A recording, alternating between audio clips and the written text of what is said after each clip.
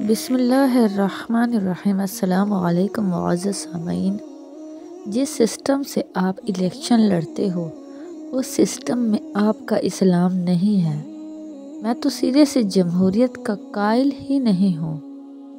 نہ آپ کا دین جمہوری ہے، نہ آپ کا اللہ جمہوریت کے بعد اللہ بنا۔ آدھی سے زیادہ دنیا نہیں مانتی اللہ کو، مگر اللہ ہے۔ پہلا ابلیس تھا، اس نے انکار کر دیا، مگر اللہ ہے۔ اللہ اپوزیشن کے بغیر اللہ ہے، اور اسی طرح پیغمبر کو کوئی بھی نہ مانے پیغمبر، مگر پیغمبر ہیں۔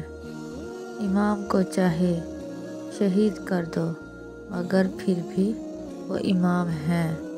بظاہر شکست کھا گئے، امام کیا ہو گئے؟ شہید ہو گئے۔ لوگ قتل کہیں گے کہ وہ بندہ مار دیا، ہم نے مار دیا، تو پھر امام شکست کھا جائیں پھر بھی وہی ہیں۔ اسلام زندہ ہوتا ہے ہر کربلا کے بعد، اس لیے جمہوریت کوئی نہیں ہے۔ مثلا ایک طرف 10 آدمی ہیں یا 72 آدمی ہیں، دوسری طرف 72,000 کروڑ آدمی ہوں، تو پھر جمہوریت کس کے حق میں ہے؟ ہماری جمہوریت امام کے حق میں ہے۔ اسی طرح اولیاء، اسی طرح ائمہ کرام، علم والے آدمی 100 جاہلوں میں گھر جائے، علم والا ہی ہے۔ جاہل کہتے ہیں اس کو پھانسی لگا دو، یہ کر دو، جو مرضی کر لو، پھانسی لگا دو، لیکن وہی ہے مقام اس کا۔ تو گویا کہ جمہوریت اگر زیادہ تعداد لوگوں کی بے وقوف ہو تو دانا آدمی جو ہے وہ ختم نہیں ہو جائے گا۔ دانا پھر بھی دانا ہے۔ لہٰذا آپ کے اسلام میں جمہوریت کی بات ہی کوئی نہیں ہے۔ شہد کی مکھی کو کوئی ووٹ دے یا نہ دے، اس کے پاس فارمولہ ہے، اب ووٹ کس کو ضرورت ہے؟ عطا کے سامنے تعداد کی کوئی ضرورت نہیں ہے۔ عطا کرنے والا عطا کر رہا ہے۔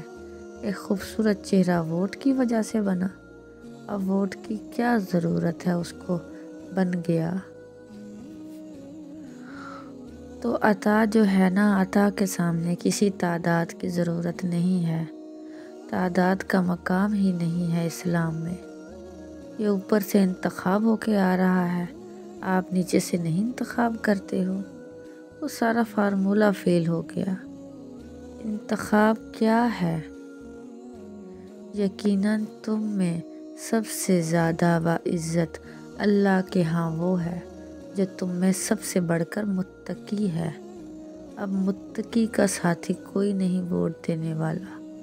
کوئی گواہی تو یہ متقی ہے، کہتا گواہ شواہ کوئی نہیں ہے۔ ایک گواہ ملا، کوئی ٹوٹا ہوا بیچارہ غریب آدمی، یہ گواہ ہے۔ لہٰذا جو مقام اللہ کے نزدیک ہے وہ شاید جمہوریت میں کام نہ آئے۔ تو ہمیں جمہوریت کی غرض کوئی نہیں ہے۔ اگر جمہوریت سے خواتین آ جاتی ہیں الیکشن میں تو اسلام کیا کرے؟ اب اسلام تو جو ہے وہ ہے، اس لیے یہ بڑا سوچنا پڑے گا۔ کسی جمہوری حکومت کو اسلام کے فارمولے پر جج کرنا، اسلام کو پہلے جج کرو، جمہوریت کو بعد میں۔ جمہوریت کوئی نہیں ہمارے معاشرے میں۔ یہی تو پرابلم ہے ہماری کہ ناداں معاشرے میں دانا کو ووٹ کون دے گا؟ پیسے والے معاشرے میں غریب کو کون ووٹ دے گا؟